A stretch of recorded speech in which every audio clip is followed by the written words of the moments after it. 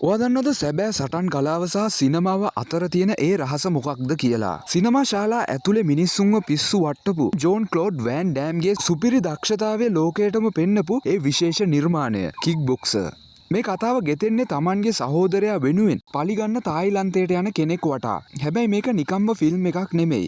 JCVD මේ කතාවට පදනම දාගත්තේ ඔහු සැබෑ ජීවිතය කරපු මාර්ෂල් ආර්ට්ස් පුහුණුවීම් සහ තායිලන්තයේ මුවයි තායි කලාව ගැන තිබුණු උනන්දුව නිසායි. ඒ කාලේ බටහිර ලෝකයට මුවයි තායි කියන්නේ අලුත් අත්දැකීමක්. මතකද ඒ පුහුණු වෙන දර්ශනය? ගස්වලට පයින් ගහන එක, අර ප්‍රසිද්ධ ස්ප්ලිට් එක කරන එක මතකද?